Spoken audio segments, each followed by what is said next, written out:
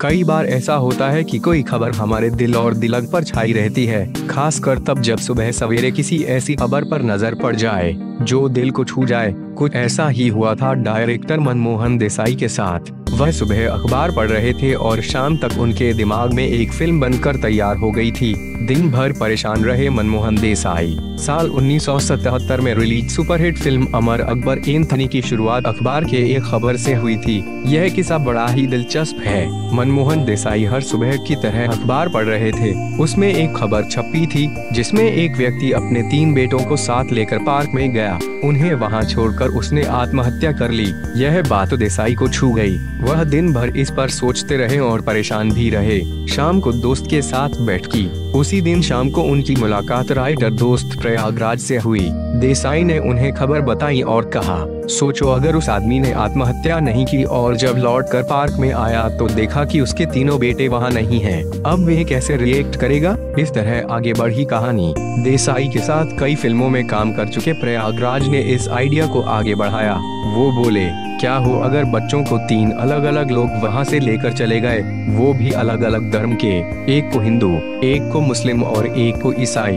आधी रात तक चला कहानी का सिलसिला। शाम को यही वह वक्त था जब 3 भाइयों के बिछड़ने की क्लासिक कहानी ने आकार लेना शुरू किया।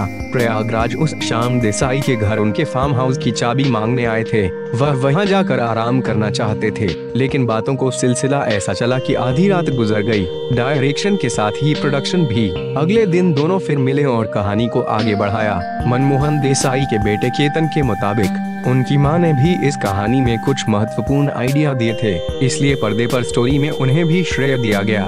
जब मनमोहन देसाई और प्रयागराज कहानी को विकसित कर रहे थे, तभी प्रयागराज ने देसाई से कहा, मैं इस कहानी को अपने ढंग से चमका सकता हूँ, बशर्ते आप इस फिल्म के प्रोड्यूसर बने। और तैयार हो गए देसाई। प्रयागराज ने कहा, आपने कई प्रोड्यूसरों की झोली पैसों से भर दी है, अब समय है कि अपनी आर्थिक हालत को मजबूत बनाएं। काफी विचार विमर्श के बाद मनमोहन देसाई तैयार हो गए। तय हो गया कि वो फिल्म का निर्देशन और निर्माण दोनों करेंगे। इस तरह बनी कल्ट मसाला फिल्म। कास्टिंग शुरू हुई और अमिताभ बच्चन, विनोद खन्ना, ऋषि कपूर, परवीन बाबी, शबाना आजमी, नीतू सिंह जैसे सितारों से सजी यह फिल्म बनकर तैयार हुई। बॉक्स ऑफिस के साथ ही इस फिल्म ने दिलों पर भी राज किया। लक्ष्मीकांत प्यारेलाल का संगीत और आनंद बख्शी के लिखे गीतों ने फिल्म को कल्ट बना दिया।